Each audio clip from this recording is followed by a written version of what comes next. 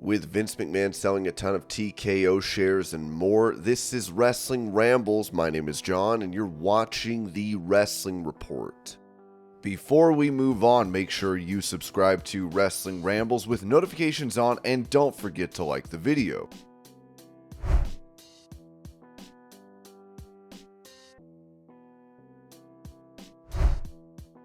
Addressing the narrative that he won't be able to keep up his style in pro wrestling, AEW star Darby Allin said this to Forbes. "People said I wouldn't be able to walk when I'm 30, and I'm like 30 right now. Everybody keeps upping the age. Okay, he made it to 30, so he's not going to be able to walk when he's 35. Then when he's 35, he's not going to be able to walk till he's 40. So they're just going to keep pushing it till the day I die. People don't know this, but I feel great. My mind feels awesome. My body feels awesome. A lot of people really don't take the time to actually ask me what I do outside the ring, but I feel wonderful."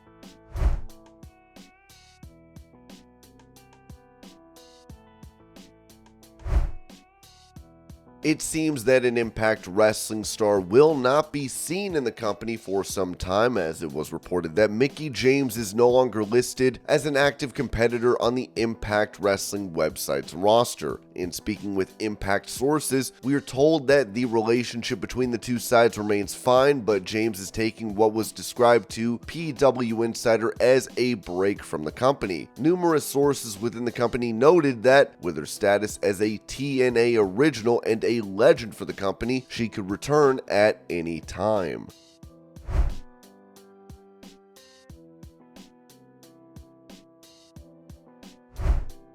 Providing details on what is next for former WWE star Top Dolla, Fightful said, "We mentioned his WWE 90-day non-compete is coming up, and he will be a free agent soon. Sean asked AJ if he plans to continue to wrestle. AJ told Fightful Select, 'I will be doing everything, man. I'm going to be making music and acting. I will never stop wrestling. Wrestling is a bug that bit me, and I will have it for the rest of my life.' He added, 'There is nothing like your music hitting and walking out.'"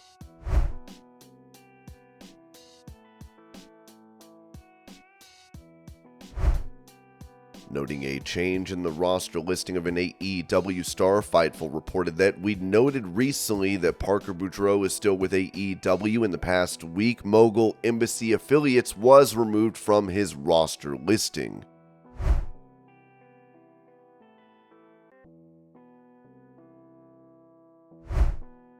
With some thinking Matt and Nick Jackson had been removed from their positions as Executive Vice Presidents of All Elite Wrestling, Sean Ross Sapp of Fightful clarified the situation, writing, "The Young Bucks briefly not being listed as EVPs on the AEW roster was just an error that was rectified quickly."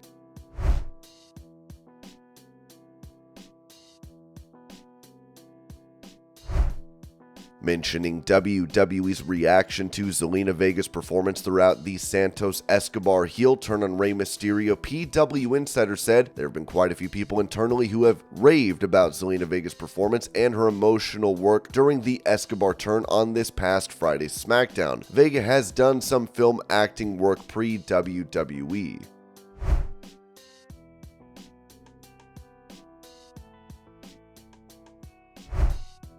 With Santos Escobar recently turning on Rey Mysterio during a recent edition of SmackDown, PW Insider provided details on this, noting that, "We've had some readers ask if the Santos Escobar turn was something that happened because of the injury. We are told that it was always planned, and had Rey not gotten hurt, they would gone right into live events doing Rey versus Escobar."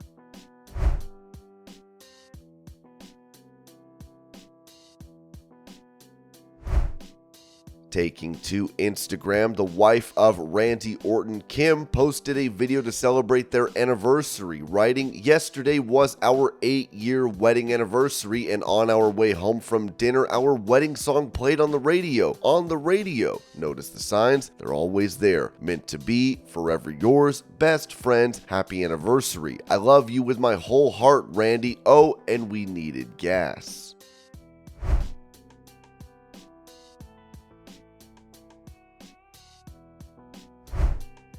Touching on the possibility of music star Bad Bunny making an appearance at WrestleMania 40, Ringside News wrote that according to the folks over at PW Insider, it seems like Benito's most wanted tour schedule has left a little window open for some wrestling action. You see, on Sunday, April 7th, which just so happens to be night 2 of WrestleMania 40 in Philadelphia, there are no tour events scheduled for Bad Bunny. Coincidence? We think not. Now, before you get too excited, let's break it down. Bad Bunny's next concert is set for Tuesday, April 9th in Washington, D.C. So, in theory, Bad Bunny could swoop in, steal the show at WrestleMania, and then catch a quick flight from Philly to D.C. to keep the party going.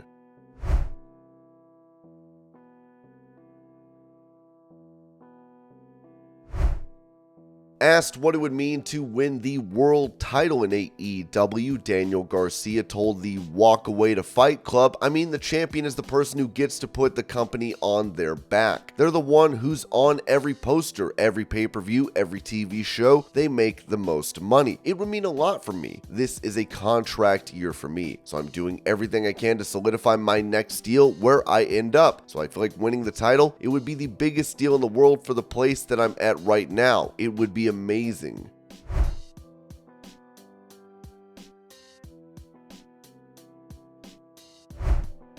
Going over the Devil storyline in AEW, Sean Ross Sapp noted that on a recent Fightful show, the panel were speculating whether or not the people that have been under the mask in these segments are actually who is planned for the eventual reveal. Multiple sources reached out to confirm that is the case, and that several people within the company know the identities, but have done well at keeping it quiet. You may remember in the case of Retribution, not only were the eventual reveals not the people under the masks originally, but the talent themselves had no idea for a while they were planned for it. Those that we've spoken to are of the belief it isn't CM Punk, and saying that it would be a huge work on those in the know if so. It goes without saying, but he hasn't been portraying the person under the mask. Dr. Britt Baker DMD hasn't been under the mask either, so her comments within interviews this past week were not a swerve if people in the company are to be believed.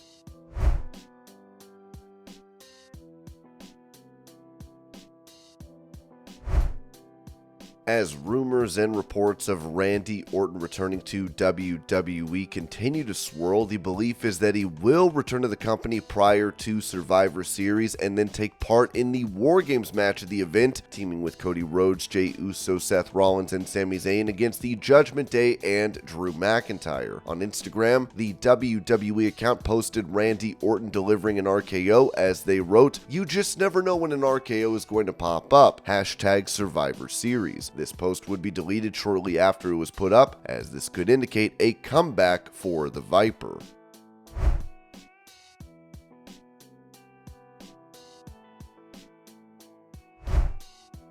When it comes to Vince McMahon selling some of his shares in TKO Group Holdings, Ringside News wrote that Vince McMahon, the wrestling legend and mastermind behind WWE, has made a significant move by selling a portion of his TKO shares. The announcement came on November 9th when it was revealed that McMahon was ready to part ways with hefty $8.4 million of his TKO shares. Fast forward to November 14th and we've got the details on the deal. McMahon sold those $8.4 million shares at a price of $76.41 per share, raking in a staggering total of $641,844,000 in net proceeds. But don't think Vince is parting with the company entirely. He's still keeping a firm grip on WWE, holding on to 20,435,207 shares, which translates to roughly 12% of the company's ownership. According to the official filing, this transaction was made as a part of an underwriting agreement dated November 9th, 2023, in which McMahon participated in an underwritten secondary public offering. These shares were sold at a public offering price of $79.80 per share, with an underwriting discount and commission of $3.39 per share, resulting in the net price of $76.41 per share. It's worth noting that McMahon's ownership includes 83,102 restricted stock units, with each TKO RSU representing a contingent right to receive 1 share of the company's Class A common stock. Additionally, there are 100 shares of the Class A common stock owned individually by McMahon's wife Linda McMahon, which he disclaims beneficial ownership of. This move comes on the heels of a November 7th listing that cited McMahon's involvement in the TKO board as a potential risk factor. It remains to be seen what impact this sale will have on the future of TKO and Vince McMahon's role in the company, but one thing's for sure, the wrestling world will be keeping a close eye on this development. Eric Bischoff commented on this transaction, saying on his 83 Weeks podcast, just in terms of timing, it was announced that Vince McMahon is a risk, and then he sells 8 million shares. Do you think that was, oh, I'm a risk? Am I? Well, screw you, I'm gonna dump a bunch of stock on the market. Let's see how you think about that. And this was your pro wrestling news update. I hope you're all having a great day. Thank you so much for watching, and I will see y'all later.